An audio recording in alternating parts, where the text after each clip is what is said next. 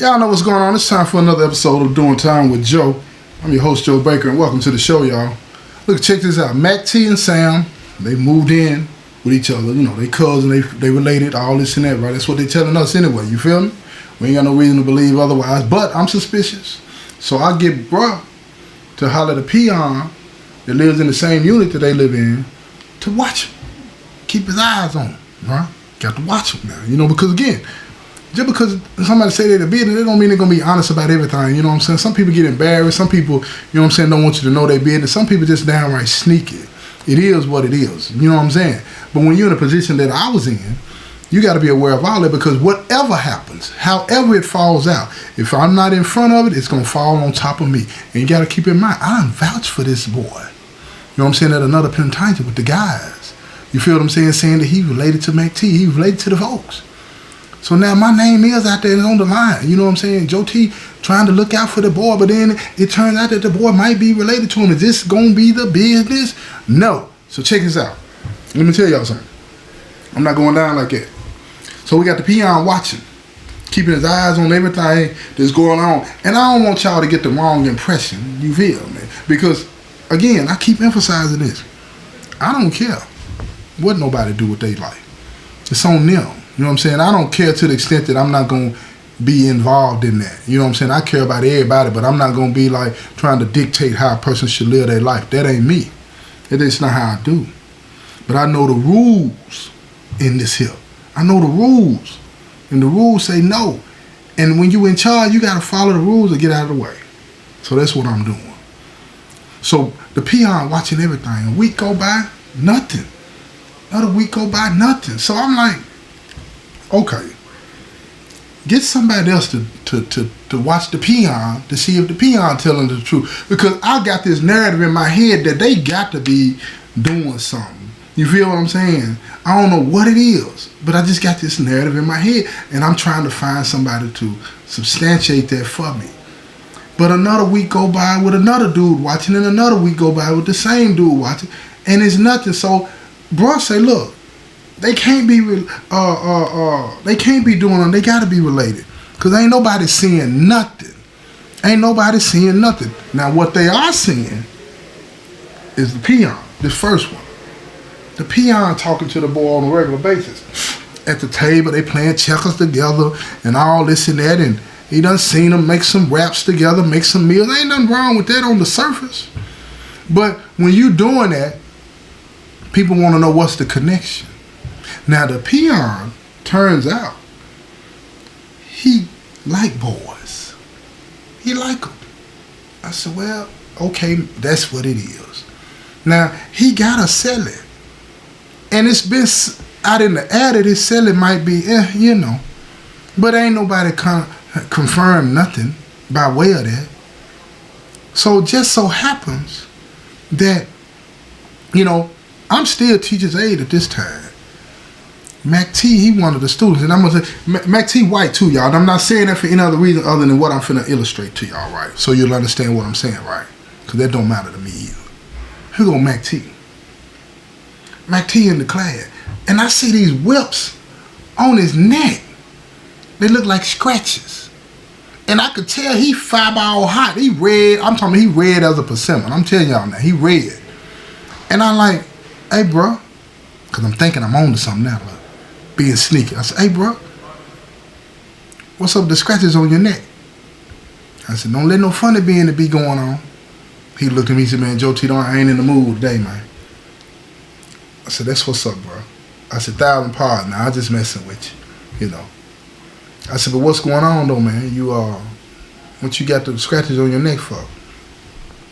He said, man, me and my cousin got the jacket, man. I said, oh, for real? About what? Trying to be calm about it when I'm asking him. I said, about what? He said, man, I don't want to talk about it, Joe T. I said, bro, you need our aid and assistance? I'm laughing at this point. He like, nah, Joe T, quit playing, man. Quit playing. And just because I'm denying, that don't mean I can say anything to anybody. I mean, I can, but I don't. You feel what I'm saying? And I don't get mad when somebody shoot back like they, you know what I'm saying, like Mac T shooting back. I take it in stride. I know who's in charge, me. So, I said, that's what's up, bro. I ain't gonna mess with you no more, man. You know, but you might need to bob and weave, man. You know what I'm saying? Can't get out the way. He said, Joe T, man, I'm sick of you, man. Then he get up, he go get the little pads, go to the restroom, right? But the whole time I'm sitting in there, I'm like, okay. Yeah, they gotta be doing something. See, he said they scratches. See, in my mind, I'm thinking they done got hot and heavy, you know, just done lost control. You understand? Follow me now. So he come back. He done washed it off and all this and that, right? And it's burning. I could see it's burning because these are deep scratches. I'm like, man, all jokes aside, though, what happened?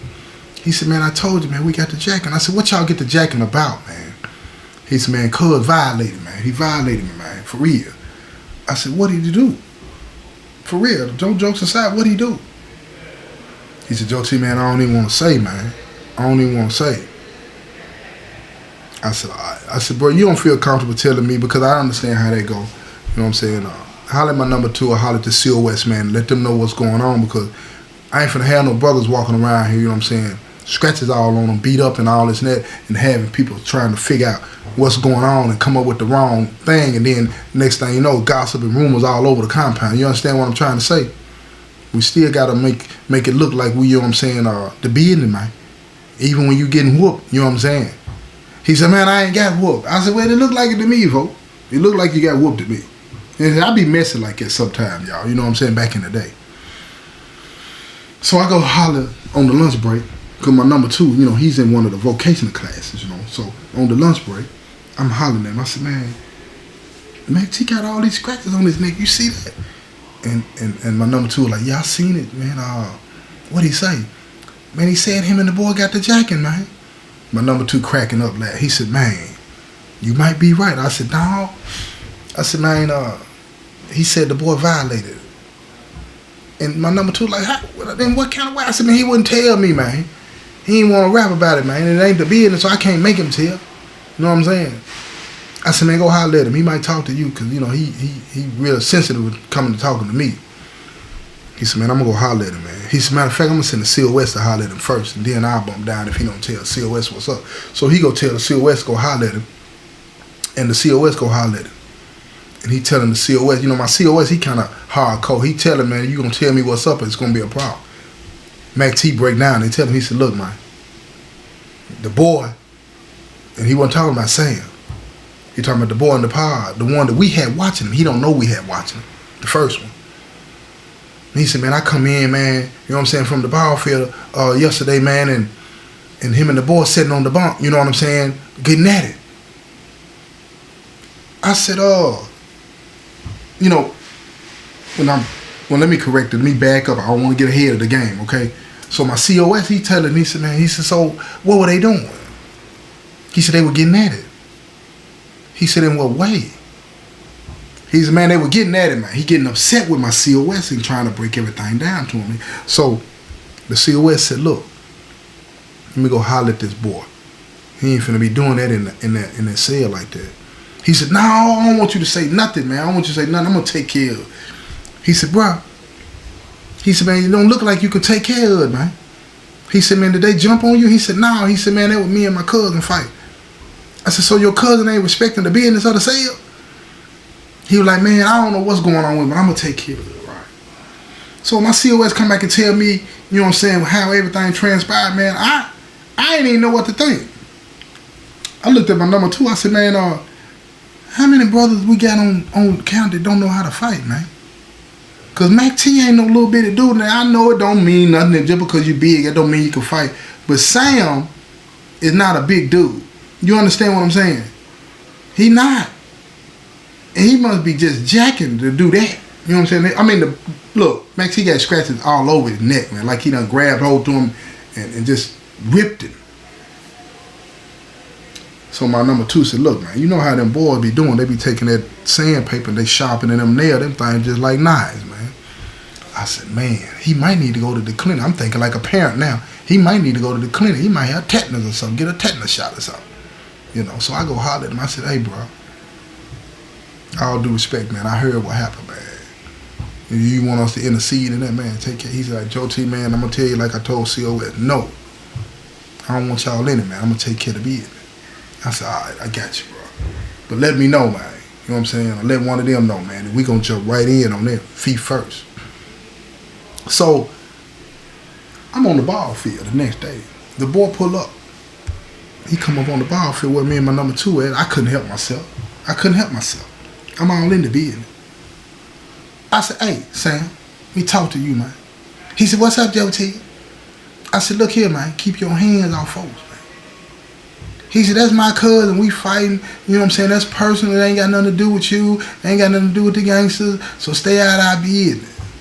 I said, his business is my business. He said, Joe T, I ain't got time to be going through this with you. I ain't moving out. He want me to move out, and I ain't moving out. He my cousin. I said, well, hold up. What do he want you to move out for? What'd you do? Now I know. I just want him to tell. He said, well, I was entertaining, and he walked in, and he got mad. What do you think I'm going to do? I said, Sam, let me tell you something. You don't be doing that, man. You don't do that. Go to that board's cell and do that. Don't do that in the cell with the folks. We ain't finna do that. And he said, I can't go to his cell. His woman there. Oh, Lord have mercy. So y'all got something going on that's going to cause a big blow up and it could include folks in it. That's what y'all got going on, right? He said, it ain't like it. It ain't like it. I said, okay. So Sam leave. So I got my number 2 and my number 3 over there, and I'm telling him, I said, look, now I see what bro was talking about, man, about not having no boys in the cell, man. I said, this thing finna blow out of proportion, man. And ain't nothing we can do about it unless we jump in it. I said, so what you want to do? I'm talking to my COS. He said, man, I'm gonna take care of the business, man. I said, tell me what you gonna do. He said, I'm gonna go holler at the boy that we had watching, see what I can make him understand, right? I said, okay, go holler at him. So my COS go holler at the boy. He tell the boy, look here, man, don't go in that cell no more. That's GD cell, man. That's simple as that. Don't go in there no more. So the boy trying to play games.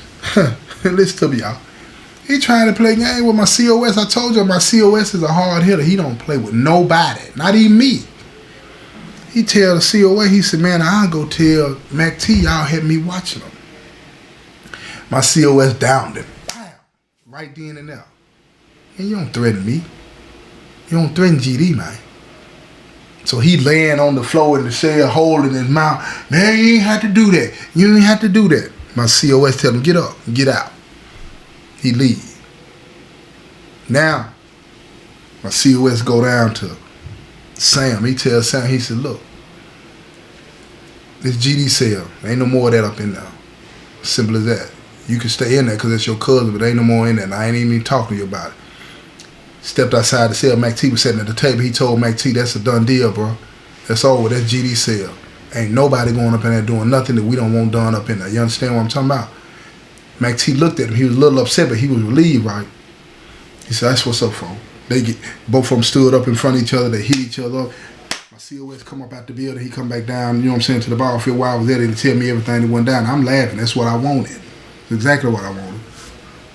All of a sudden, about 10 or 15 minutes go by. All of a sudden, we hear a code in Unit 9. I said, Lord have mercy. Is that the unit brought them in? They said, yeah. I said, man, find out what's up, man. So he go up, you know, the police on the ball field. He go to the police on the ball field. He said, man, what happened? He said, man, I don't know. They just called a code. I said, it's a fight in Unit 9. I said, oh, my goodness gracious.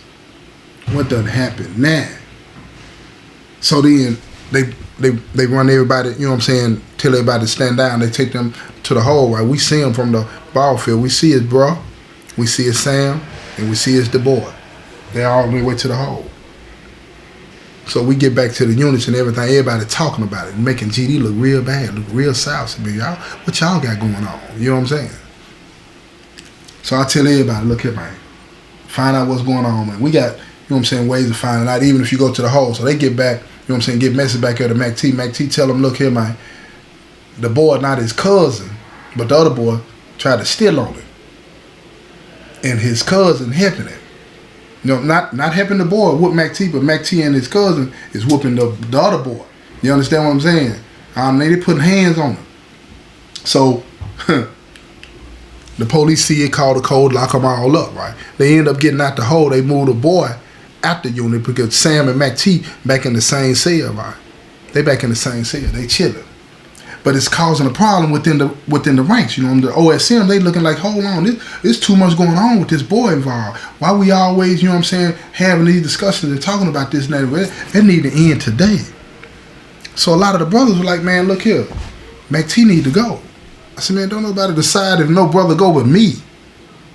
We don't do that. I gave him permission to be. That's his cousin, man. Then everybody talking about, well, it can't be his cousin wouldn't violate him like that. Not understanding penitentiary etiquette. You know what I'm saying? The people to do anything. The boy didn't know. You know what I'm saying? But now he know he ain't gonna do it. He helped his cousin fight. You know what I'm saying? All this and that, whatever the case may be. But it's embarrassing to a lot of brothers because the boy is in the business. The boy's in the business. So they got sneaking. And they dropped a note to the police. These some of the younger brothers. They dropped a note to the police, said the boy's life was in danger. They didn't just come and get the boy. They came and got Mac T, put him in the hole. Then the police came to me and said, look, what's going on? I said, I don't know what's going on. I don't ever tell them nothing. I said, I don't know what's going on. But you tell me what's going on. So he proceeded to tell me what was going on, the notes being dropped. He didn't tell me who dropped the notes. He said, but he know it came from some gangsters and all this and that, right? So I'm just sitting there listening to everything he's saying. I'm not saying a word, not acknowledging anything, not saying yes, not saying no. I said, can I go? He said, yeah, you can go. He said, you gonna take care of it? I didn't say yes, I didn't say no. I just looked at it. I get back to the unit. I tell bro, I said, look here, man. This afternoon, we're going to have a deuce on the ball field. A deuce is just a beating, y'all. You understand what I'm saying? We get on the ball field, we having a deuce. I said, whoever wrote the note, let me know who it is right now. Who dropped the note right now?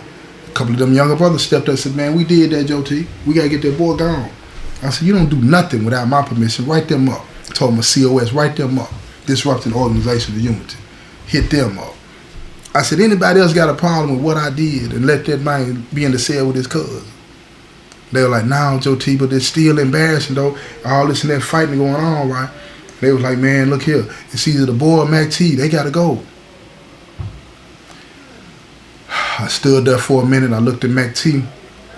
I said, bro, what you want to do, man? He said, Joe T. He said, man, I tried, man. You know what I'm saying? Because my mom wanted me to look out for him and all this and that, right? But he got to go. I said, that's what's up. I said, tell him to pack. He said, Joe T. He didn't want to say it. He looked at me looking around the circle because there's about 30 of us in the circle. He looking around. He said, Joe T. He said, man, I done told the boy to go. I said, then he need to go. Why ain't he gone? He said, that's what the fight was about, man. I told him he got to go. He said he ain't going nowhere. I said, so you mean to tell me that you can't whoop this boy? He said, Joe T, that's my cousin, man. I can't turn up on him like I turn up on somebody else. I said, I respect that. I said, I looked at my COS. I said, take care of that. And then Max, he said, man, Joe T, don't hurt him. I said, man, look here, bro. Stand down. Ain't nobody gonna hurt him. When he come up out of that hole, he gonna be living somewhere else, man. Simple as that. Now, if he buck, it's gonna let it do what it do because he's still a man. It's as simple as that. So he looked at us. He said, okay, Joe T. He said, okay, Joe T, I feel you. I said, I told my number 2, I said, man, we're going to have a problem with this. I see it coming. We're going to have a problem. My number 2 said, what you think? I said, man, the boy can fight. The boy can fight. And I ain't finna sanction nobody doing nothing other than fighting him if he buck. So you better make sure that the COS sends somebody that can get down, man. I don't want no more embarrassment, right? My number 2 laughing. It's what my number 2 tell. I got to tell you what my number 2 said. He said, you might need to go on and take care of it if you ain't scared. I looked at my number 2. I said, man, you tripping. I said, nah, I'm going to send you to do it. You know what I'm saying? I'm going to let you go take care of the business, right? I said, the boy jacking, man. Wouldn't that be something the boy whipped you? And what I told my number 2. He looked at me. He said, man, Joe T, your boyfriend ain't got nothing for me. But if you want to know how this plays out, man, tune in to the next episode, y'all. This has been another episode of Doing Time with Joe. I'm your host, Joe Baker, and I say peace, y'all.